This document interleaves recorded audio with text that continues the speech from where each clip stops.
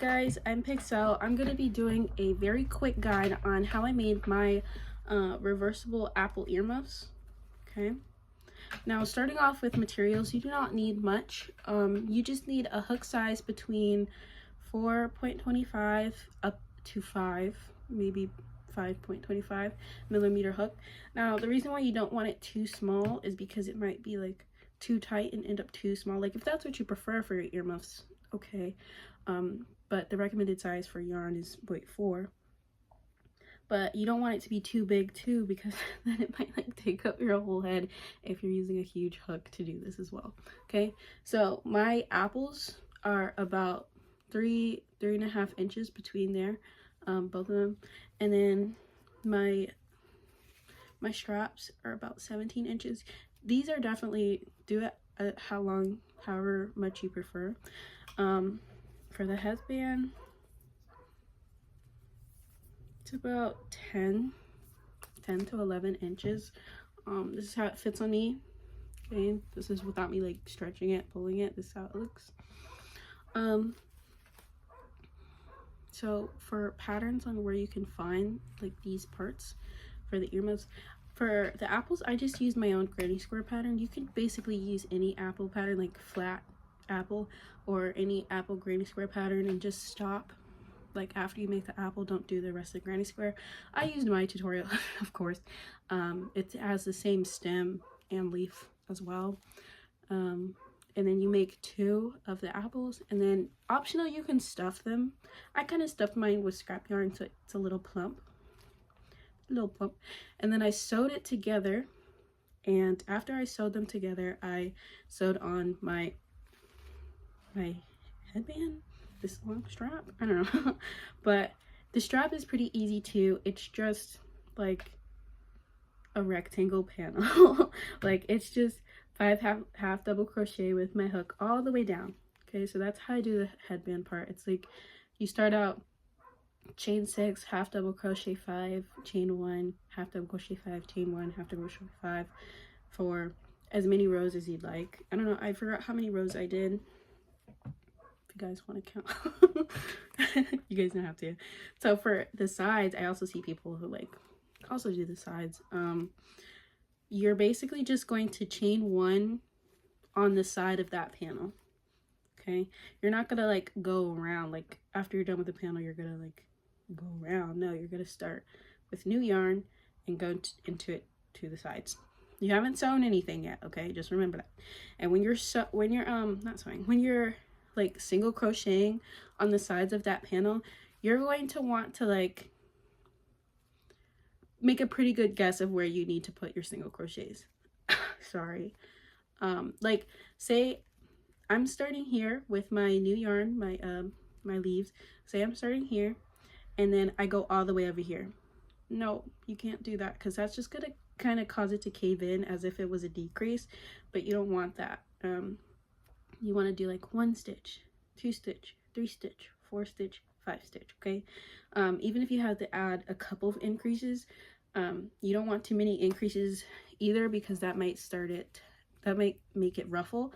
I think ruffles would be cute, but then you would have to like add the increases all the way down. Okay, so if you are going to do increases, just know what you're doing. Okay, if you're going to add decreases, know what you're doing, like cause and effect. Okay, you just don't want too many or not enough, basically. See, you can kind of, sorry, it's hard to see with this yarn, but you can kind of see that I tried to put like 1 stitch or 2 stitches in each row, right? It's perfect. It's not like, it's kind of still stretchy like as it originally was. And then I sewed my 2 apples together. Okay, and then I sewed my headband on. Sorry, you can't see how bad my sewing is, right? After I sewed them together, make sure when you're sewing them together, if you want them to be like, okay, this side is just a full apple and this side is just the half slice, make sure you're like sewing it correctly, because you don't want it to be twisted, and like, unless that is what you wanted. But if you want like full apple, slice apple, make sure it's not twisted when you're sewing it to the headband. Okay, I've definitely done that and had to restart. Okay, Though I do think this would be cute. It's just like, make sure you're paying attention to what you're doing, okay? So for I don't even know what the parts of the headband or earmuffs are called. Anyway, for this part where you like wrap it around the tie, I just went into the middle stitch of both of my apples, like the bottom middle stitch of both of my apples, took my crochet hook and went through both of the stitches, and I just started chaining with my yarn. I think I did like about 50 chains personally to get my 17 inches, but it's your choice. Like, that's up to you how long you want it. I just want to have it be too short, you know, because like if it's too short, how is it gonna like tie together, you know? Like if it's not even half of that, it's too short. All right, okay, that's all. Because you want it to like stay on. And then I just kind of tied it with itself. Like there was extra yarn here and I just tied it against itself. This isn't really complicated.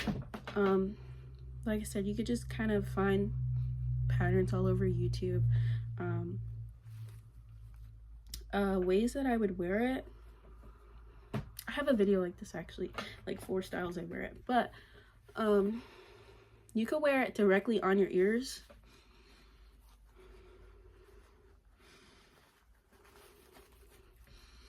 Me personally, I kind of like, I don't like hearing I don't like hearing all the yarn like when I move. I don't like hearing the yarn against my skin. Does that make sense? I don't know, but I think this is cute. And like you can put like the little ties in the front. I think that's cute too. This is what I prefer, like the earmuffs over my hair though. Like here, I could do it really quickly too. Another way, I guess, another way to wear it is just like over your ears. And then tie it. It's getting like tangled with my hair though. With my locks. I think this is cute. Like over, because it's not like rubbing against my ear. That's a sensory issue for me. That's why I would use softer yarn. But all I have is acrylic, so. And then another way to wear it, you guys know where people like just put it. See, it's getting tangled in my locks. Or people like just keep the ties in the front, which I also think is cute.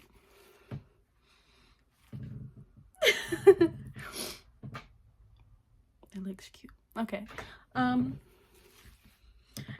I have also seen people like they add their own like little buttons, which I think is so cute. Hold on, let me show you guys the buttons I got. Okay, I got these little ladybug buttons off of Etsy, I think. I don't remember. But I think like adding your own little buttons to this would be so cute. This is what I currently I already posted with them. Like I already posted without my buttons, so I reposted it with the buttons because they were just so cute. I had to show everybody. But I've also seen other mutuals just add these regular buttons, and they're so cute. Anything with buttons just makes it cute. Like it's an accessory on an accessory, you know. Anyway, those look so cute, you guys. Okay, anyway, that's how I made my apple earmuffs. The first person again that I saw do it was one of my mutuals. Also been kind of, or she used to kind of be like have an apple theme like I had going. Speaking of apple theme, I'm gonna put this in this video. I am doing a giveaway, an apple themed giveaway again, where it's like a jelly bean contest. Guess how many apple stuff I have currently in my possession, not including any whips. And whoever guesses the right amount of apples that I have will get I don't know yet, actually. I'm debating I'm debating if I want to give away like an apple bag. I'm not going to turn this into a vlog. I'm just self-promoting real quick, okay? So I'm gonna give away a whole apple bag, or just like something small like an apple coaster, or maybe just apple earmuffs. So stay tuned, it'll be on my Instagram, and thank you guys for watching. Bye.